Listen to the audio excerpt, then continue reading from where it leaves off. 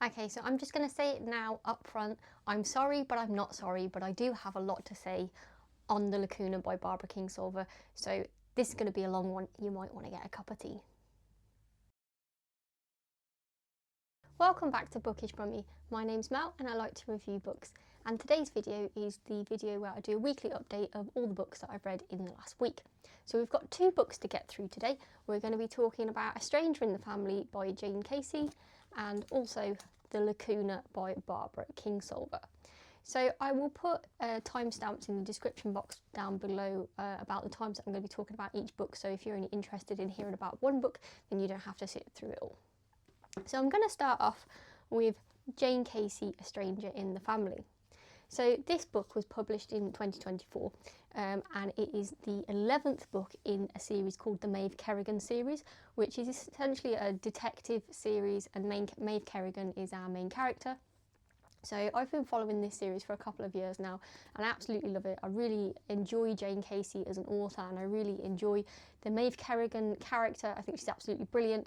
And the reason that it's taken me so long to read this book, because I mean, you know, it came out like 2 years ago, is because I don't like to read the last book that I have in the series. I always like to have one left to get to. So there was another Maeve Kerrigan book that came out last year, but I was waiting for it to come out in paperback before I purchased it because I really don't like having paperback, hardback, paperback when it's a series. I like them to all be uniform. So that's literally just came out in paperback now, number 12 has, and my friend was kind enough to buy it as a Christmas present. So I've just received that in the post in the last couple of weeks. So that means now that I could read this one. Now, I'm actually going to read number 12 within the next few weeks as well, because we do not have a new Maeve Kerrigan book landing this year. So I don't really know when the next book is due to come out for that. So rather than leave the last one unread indefinitely, I will also read that one. So yeah, let's get into this one because I had to read this one so then I can get to the latest one. Now, it's interesting, this book, as I said, because this one is number 11 and I initially started my Maeve Kerrigan journey on book number 10, which was called The Close, and I'd never heard of this series before and I'd never heard of Jane Casey before, and it just happened to me that The Close got passed to me and I thought it was an absolutely fantastic read. And off the back of that, I then went to search out all of the books from the beginning of the series and have been reading them all in order since then. So for people that people that read the Maeve Kerrigan series, you remember that in book 10 in The Close, we saw Maeve actually moved out of her flat and then she went to move into a street to do undercover police work for the entire book, basically. So that was a really, really, really good book. And so I was, you know, it's been a couple of years since I actually read that one. As I said, that was the first one I read, but I do remember the story because I thought it was really good. So I was intrigued to now know how that was actually going to continue. Now, what I would say is, whilst I would class Jane Casey as one of my favourite authors, and I really enjoy the Maeve Kerrigan series, I would say that this one fell a little flat for me compared to all of the other books, which is a little bit of a disappointment, I suppose, because I feel like every single book I've read in this series, it's been like, can she get any better? Can she get any better? This is absolutely brilliant. I always find that the crime scenes are really well written. The detective work is really, really good. Like the way that they talk about it, because it's obviously all police procedural and everything. Now, I'm not a police officer, so I don't know if what they're saying is true or not, but I like the fact that all the terminology is explained as you're going through, and it's really, really in depth. And I feel like Jane does do a lot of research into, you know, the cases that she's writing, and I always find that they're really twisty, like really good, and it's, you know, it's never a simple case either. The cases are always like really complicated. They really draw you in and take an interest in the characters, and then off the back of, you know, the victim is essentially, you know, the centre of the novel. We also have our detective Maeve, and we're also following her life in the background and how that's sort of progressing. Now, Maeve has a very unfortunate love life. She never really seems to do well. And in book 10, it looked like things were sort of picking up for her. But in book 11, that doesn't really seem to be the case.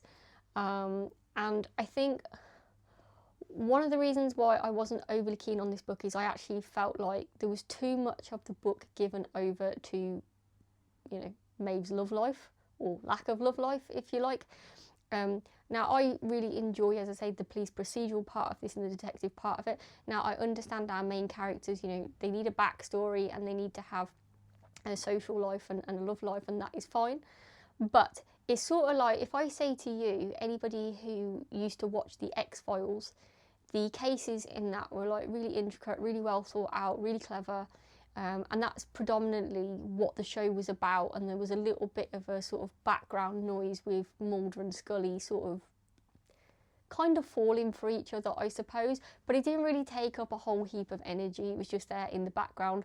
But then as the series continued and went on and on and on, more of the episodes became more about their relationship with each other rather than the actual, you know, crime or, you know, issue that they were investigating. And that is what I feel is sort of happening in this book. And the same thing also happened with Castle. And the same thing also happened in Bones, if anybody like is watching those two series as well. Starts off with like really, really clever writing, and you're really drawn into these really interesting cases. But then it's sort of, all three of those, the X-Files, Castle and Bones, they all started to degenerate, I think, you know, towards the end, and it became more about the will they, won't they between the male and the female lead, rather than, you know, focusing on actual, you know, the actual cases that they were studying. And unfortunately, this is what I kind of felt with this, and I got a little bit annoyed about it, I suppose, because I was just like, do you know what, like, pick a lane, you either are or you aren't. But I don't particularly want to read too much about it in here. I don't want the, you know, they're not that huge, these stories, like they're sitting just under 400 pages, you know, and I don't want like 200 pages of that are going to be like our main character feeling sorry for themselves because they don't know if their love interest likes them, and, you know, we're just going round and round in this person's head. Like, that just irritated me, if I'm honest. The actual crime in this book, which was about a family called the Marshall family, that was really interesting. And again, I thought Jane knocked it out of the park, really. I thought that was really, really interesting. We brought together an old historical crime that had never been solved, and then we had a new crime that essentially the book opened with, and then somehow that new crime traces back to that old historical crime. And I really enjoy stuff like that, where you can sort of like try and join one to the other, because I think as the reader, you know, you're constantly trying to connect the dots, and you're trying to look at all of the characters, you know, a bit like, I suppose, a police officer would, trying to be like, you know, is there been any sort of hint being given in any of these characters that I can solve this before it gets solved for me at the end of the book? And that obviously, I did not solve the case before we get to the end of the book, but I did think that that was really, really good. So I just wish there had been less of Maeve and Maeve's love life in this. However, that might just be me, because I've spoken about this book with two other people. One of the other people that I spoke to said that they found that a bit irritating. They weren't really into constantly going on about this will they, won't they relationship. They'd rather focus on the crime. But another person that I spoke to actually really enjoys that aspect of the book. They really like the will they, won't they. So I can't, you know, obviously say on behalf of everybody else whether everybody else felt annoyed by that. So I suppose like everybody likes these books for a different reason. I think for me, I just find that Jane Casey writes crime really, really, really well, and that's kind of like why I enjoy this series, and why I keep reading it. And I'm not really reading it because I want this love story or love interest stuff to go off in the background. That's kind of like, to me, a byproduct of having followed a main character for like over 10 books, that obviously they have some kind of social life, but I don't want it to be the main focus of the book. So yeah, I think that I'm not going to say I didn't enjoy the book, because I did enjoy the book. I find Jane Casey is kind of like one of my comfort authors. I know when I pick up the book, like, I'm going to have a good time, but in comparison to the other 10 books that I've read in this series, where, you know, I closed the book and I was just like, you know, wow, knocked it out of the park again. I got to the end of this one, I was like, okay, it was a good read, but I haven't actually picked up the 12th book yet, because I was a bit like, I want to keep reading about Maeve's love life. So I am going to pick up the last book soon, because there was a very good cliffhanger in the end of this book. It was an absolutely shocking cliffhanger. But I also wanted to give myself a little bit of a break before I picked up the last one. So let me know in the comments down below if you enjoy the Maeve Kerrigan series and what you think about the will they, won't they kind of relationship scenario that we have sort of going on through this series, and you know, how you feel about it in this book. Did you think in this book that it got a bit more extreme? I don't know. I think one of my other problems in this book is potentially that there's a male character in here called Josh Derwent, and I really don't like him. I think that our main character Maeve, you know, in the beginning of the series, she could kind of see what Derwent's faults were and not be, you know, sucked in necessarily by him. But I do think as the books are going on, she's becoming more and more blind, and I just think that he's a bad lad. Like, he's nice to children, you know, that's a bonus, but I think that he's a really self-centered, self-absorbed person. I don't think he will ever change, and I certainly don't think that he is the right kind of person that Maeve needs to be getting into a relationship with. And I think at this point with the Maeve character, I'm getting a bit frustrated by her relationship choices, because I feel like, you know, she's actually quite smart in the book, and I think, could that same person keep making that many mistakes that she makes in her choices? Like, I don't know. But yeah, it was the whole relationship aspect of this that just kind of frustrated me about this book, and that wasn't why I kind of went into this book. I went into this book for a really good crime read. As I said, the crime was spot on. That was written really, really well.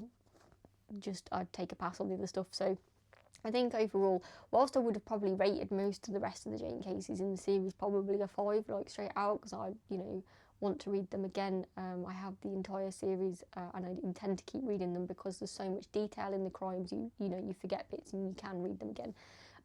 This one I would probably rate as a 3.75. As I said, just because of the relationship stuff. But yeah, let me know in the comments. Okay, so my next book, now I've finished ranting about Maeve and Josh, is The Lacuna by Barbara Kingsolver. So I've been dying to read this. I received this as a gift for Valentine's Day off my other half, and I'm a massive Barbara Kingsolver fan. If you were watching the videos at the beginning of this year, I did Big Book January, and in that I read The Poisonwood Bible by Barbara Kingsolver, and that was just an absolutely outstanding read. I cannot recommend people to go and read that book enough. And then last year I'd read Demon Copperhead, also by Barbara Kingsolver, which was also another phenomenal read. Now, Demon Copperhead won the Women's Prize for Fiction, I want to say in 2023, but I could be incorrect. The Poisonwood Bible got nominated for the Women's Prize for Fiction somewhere around about 2008, I think, but it didn't win. And then The Lacuna, that was published in 2009. Sorry, yeah, so this one won the Women's Prize for Fiction in 2010. The Poisonwood Bible, maybe it was 1998. I think it might have been 1998 when that got shortlisted, but didn't win. But basically all 3 of the books that I've read of hers right now have sort of touched the Women's Prize for Fiction. And yeah, so I was really expecting an outstanding read from this one. I'm really looking forward to it. And it did not disappoint. This is a really complex book, I'm going to say that off the bat, for a couple of reasons, which we'll go through as I'm reviewing the book. So this book is about our main character, who is called Harrison William Shepherd. And Harrison William Shepherd is born in, I think it was about 1916 or so. But in this book, the book starts off, I think, in about 1929. So he's, about 13 years old. So despite being born in America, when he's about 12 years old, he's forced to move to Mexico with his mum, because his mum decides to leave his dad, and she's set her sights on this Mexican guy who thinks that he's better and that he's going to have more money, so they're going to have a great life. So she makes her son move to this little town in Mexico. And you know, this is like a little fishing village, I suppose, in Mexico, like right on the sea. And yeah, so we start the book in 1929 when he's been there for maybe about a year, and he's just sort of, you know, learning to speak Mexican, I guess. Not Spanish. He's learning to speak Spanish, and, you know, he's trying to find stuff to do, I suppose. Life is not really turning out how he thought it would there. Like, the guy that his mum has sort of moved for, you know, doesn't really give them the life that his mother sort of insisted that he was going to have. Like, he's not even schooled properly. The only way that he gets to learn anything is he's allocated books out of this guy's library. Like, he's allocated about 4 a week. So he's an extremely well-read individual, but he's not sort of officially having any maths or science lessons or anything like that.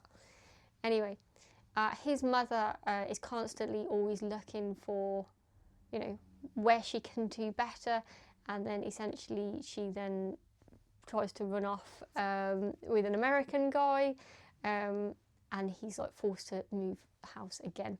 But as he becomes older and he's able to sort of get his own job and stand on his own 2 feet, he ends up moving, he's in, I think it's Mexico City, and he ends up moving, well, he ends up with a job as a plaster mixer for an artist who is called Diego Rivera. Now, Diego Rivera is an actual real person who was a successful artist. And Diego Rivera was also married to the successful artist Frida Kahlo, I think is how you say it, Kahlo. So I had heard of Frida before, I just didn't really know much about her before I read this book, but actually this is quite accurate. It talks about, you know, their political beliefs in the couple and the illnesses and the affairs that Frida had, like over time, like all of those are covered. But basically, William is really, really good at mixing plaster, and he's really good at this because he's good at mixing dough for like Mexican tortillas and stuff, which he learnt off the guy who used to cook for him when he was living in Mexico. So yeah, he's got a talent for that, and that's what he initially gets hired for. But he's also good at translating Spanish into English, and he's also really good at writing. Because he spent a lot of his childhood just reading books and writing in his diaries. So over time, he actually, as he's living in that household, he starts to perform other tasks for them. So he's not just a plaster mixer, he also becomes a cook for them. And then they take in Leon Trotsky, who is essentially needing to claim asylum. So Frida and Diego are members of the Communist Party, and they decide that Leon Trotsky can come and live with them. So he comes over from where he's in hiding, which I think was, I want to say Norway or Sweden, but he was, yeah, somewhere in that region. And then he came to Mexico where he was granted asylum. And then our main character, William, then becomes like I suppose a stenographer almost for Leon Trotsky. So our main character is never really, you know, you can't really call him a communist. He's only involved in communism as far as the fact of, you know, the people that he lives with and his employers have been communists. But he's obviously involved in their lifestyle, and the house that they're living in with Leon and the 2 artists is very heavily protected because Leon Trotsky is at a huge risk of, you know, being assassinated. And again, Leon Trotsky is a real person. He was a real revolutionary from Russia. So this book, I think our author Barbara Kingsolver has had to do a lot of research to write this book because when I started Googling certain things like, well, did this happen and did this actually happen between these historical figures that are in this book, actually it seemed that those events did happen. So whilst this is a fictional novel, this is based on real life events, very much so from what I can tell. Anyway, as we all know, this is not a plot spoiler, but Leon Trotsky gets assassinated, and then that means that our William, he doesn't have employment from Leon anymore. And then, you know, we had McCarthyism, essentially, rising in the United States after World War II ended, which was essentially trying to condemn anybody who had any kind of communist leanings. So essentially our character, he moves out of Mexico and he then decides to move to America, and he lives in this small town called Asheville.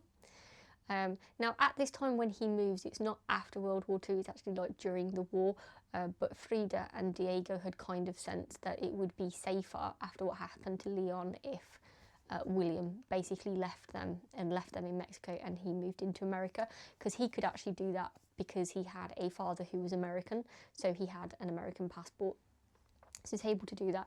So yeah, he lands in Asheville during World War II, and then he has to pick himself up and restart his life again, and that's essentially what he does, and he becomes a writer.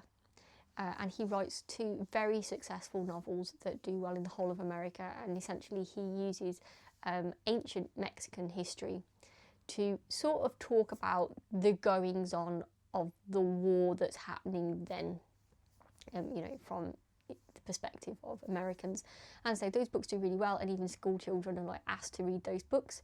And then, you know, as McCarthyism sort of picks up, he then becomes under scrutiny, and you know, the FBI are looking at him, trying to work out if he's a communist, what his role was with the communists that he had previously associated with, you know, and then that part of the story starts unfolding with, you know, just how intense and at times ludicrous the unearthing of, you know, what would you call them? Un-American people were, you know. So I actually have quite a few good quotes from this book that actually sort of indicate just, you know, how severe that was. And I'm going to read one now. So yeah, Mr. Shepherd, like William Shepherd, is talking to the FBI, and the FBI are accusing him of certain things, and he says, you know, is he allowed to know what he's been accused of or who's accusing him? And they say to him, if we allowed all the accused to confront their accusers, we will have no information left. It would infringe on our ability to investigate, which I think is very telling. And then later on down the page, William says, I was thinking of what you said about confronting my accuser. I thought the Constitution gave me the right to know the charges against me and who was bringing them. The FBI man drains his coffee cup and leans forward with a little gaunt to set the cup on the table. We were nearly finished, I could tell. Whenever I hear this kind of thing, he said, a person speaking about constitutional rights, free speech and so forth, I think, how can he be such a sap? Now I can be sure the man is a red. A word to the wise Mr. Shepherd. We just do not hear a real American speaking in that manner. And, you know, this is like one of the really, really shocking things in this book, I think, is that our main character is American. He's part American, he's part Mexican, he has a parent from both, and he has a passport for both. And simply through who he was employed by, I mean, this man has never voted in his life in this book. They're trying to say that he's un-American, and he's questioning, you know, his constitutional rights, and they're saying that because he's questioning it, he's un-American. And I think that that really shows, you know, how ludicrous it was in trying to find un-American people during this McCarthyism period, post-World War II.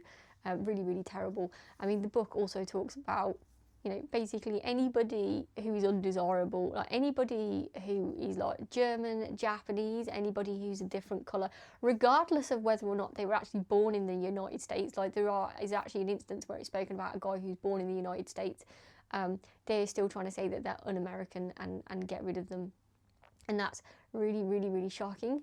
And then there's another bit which, you know, kind of made me laugh actually. So I do think there's a little bit of a sense of humour in this book, but our main character, William, has his own stenographer called Violet Brown, who works for him when he becomes a writer to help him, you know, get all of his notes down and make sure everything is sort of, all of his fan mail is answered and everything like that, because he has like so much going on. You know, she's like, runs his office, I suppose. And the FBI come to the house and he decides that he's not going to get involved in the conversation. So Violet pretends that William is not there. So she's informed by the FBI she has to answer all of the questions that they ask to the best of her ability, and they're asking some ludicrous questions, you know, like what does he think of surrealist art and all the rest. And then there's this scene where it says, "Can you tell me the name of his cat?" And she says, "Are his cats under suspicion?" The neighbours said they hear him using obscene words to call the cat. I've never heard Mr. Shepherd use obscene language against any person, certainly not his cats. You know, and that's what I mean, like, it's just absolutely extreme. And I think that I didn't actually know about McCarthyism until I'd actually read this. And as I was like reading through the book, I was like, this sounds, the way that they were trying to unearth the un-American people and the undesirables, this sounds very similar to what I had read in my historical studies at university, you know, about how the communist government actually performed, you know, towards finding out who they thought was against the communist state, I suppose unearthing capitalists. And it kind of seems to me like what was happening here, the methods that we used, the, you know, absolutely irrational way that they were going about it, seems to be very similar in this book as to, you know, what I was reading actually did happen in communist countries. So, you know, in here basically McCarthyism, they're trying to find all of the communists and like that they would class as anti-American, to, you know, find ways of getting rid of them and not having them in society and not having them in government and basically purging, you know. And that's exactly, ironically, what they were doing in communist countries, trying to purge, you know, society and the government of anybody who did not have, you know, a favourable want to be a communist. So I think that that was really, really interesting, and you know, I learned a bit when I was reading this book. So I think, you know, this book has got quite a few messages in it.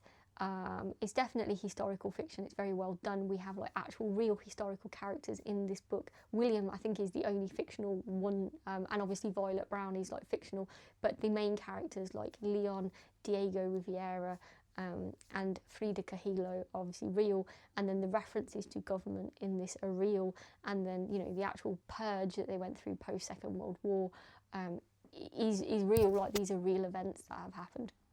So I thought that was really, really interesting, really insightful, and I actually went away and learnt some stuff as well online. So I think that, you know, she did this in a really, really masterful, clever way. The way that the book ended as well, I thought was really good. I enjoyed the ending. I thought that was absolutely fantastic. So I suppose now I've said all the, you know, what the story's sort of about and the fact that I've really enjoyed it. I thought it was a really amazing read, and I feel like this story is going to sit with me for quite a bit, if I'm honest. But there was elements of the book that made it difficult for me to read the book, so I suppose like I will talk about that. So when we first start the book, as I say, we start in 1929 and we start in Mexico, and the story is told through passages of William's diary. But William doesn't refer to himself as William in this part one of the book where we're reading these diary passages. He refers to himself as the boy, you know, so he's sort of talking about his mother and he's talking about himself as the boy. So the first thing that I had difficulty with was just getting to know the character, like getting to get a relationship with the character, because I was unsure of what he was actually called. Like in the first part of the book, he refers to himself as the boy, and then there's the cook in the house, Leandro, refers to him by a lot of cute terminology, basically.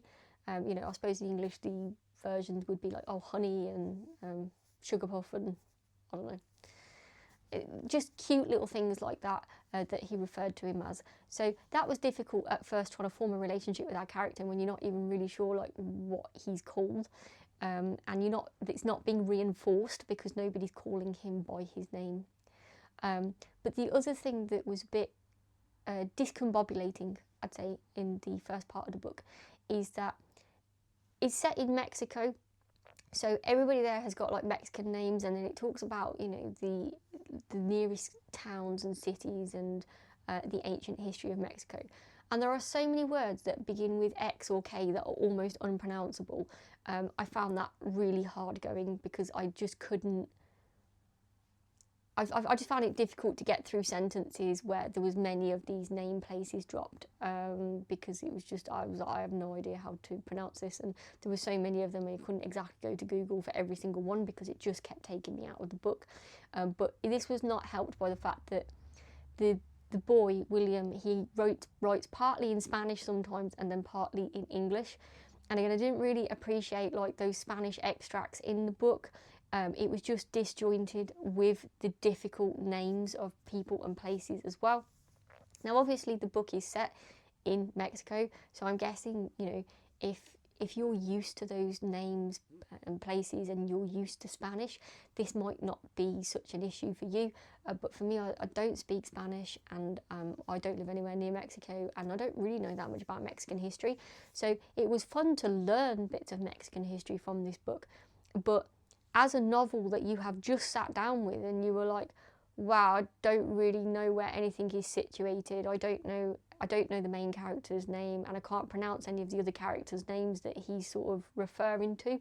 That made the first part of the book really hard going, and I can kind of see why some people might actually give up in that first section of the book before we, you know, get into the next sections. Now, the next sections are delivered differently. We still have diary entries going on, but they sort of go back and forth.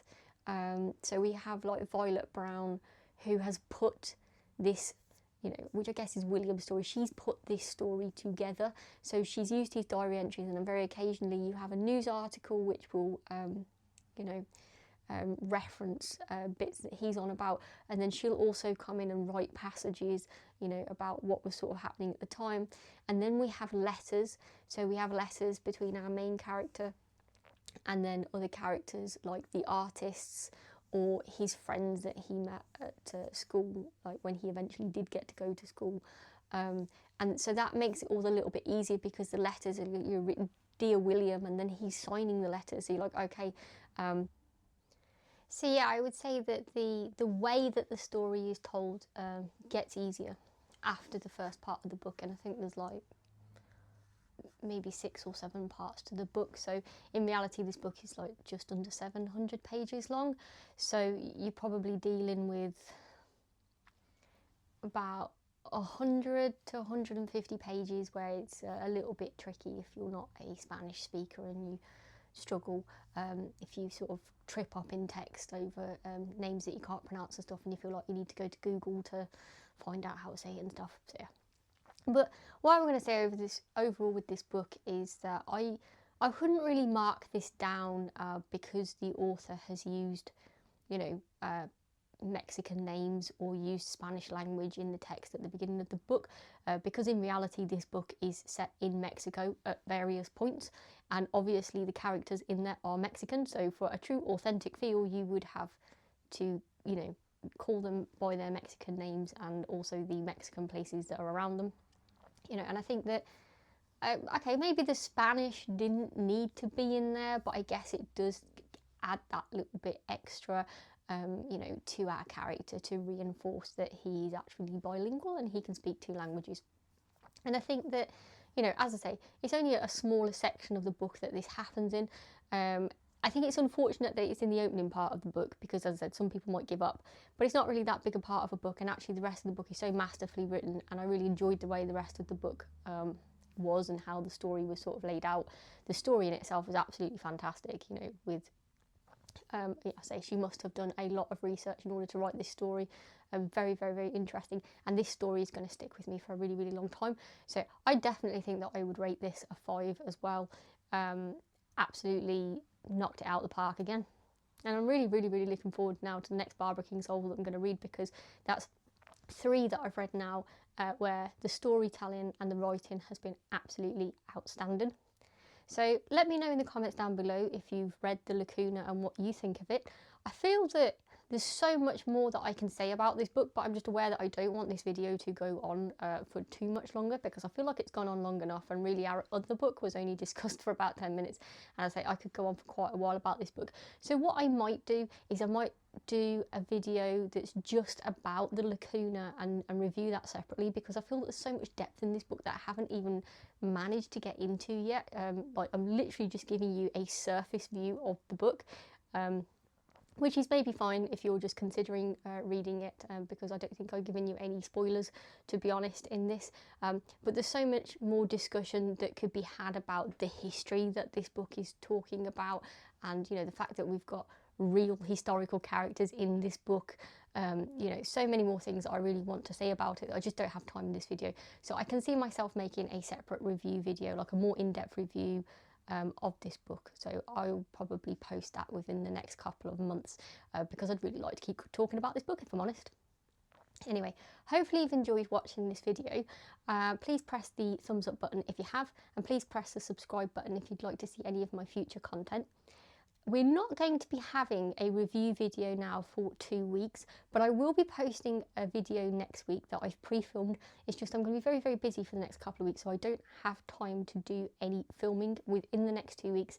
So as I said, we're not going to be able to review what I read next week, but that doesn't mean that I won't review the books that I've read. It's just I'm going to review them all in 2 weeks' time, when I can come back and film a new video. But the video that I'm posting next week is going to be a haul video.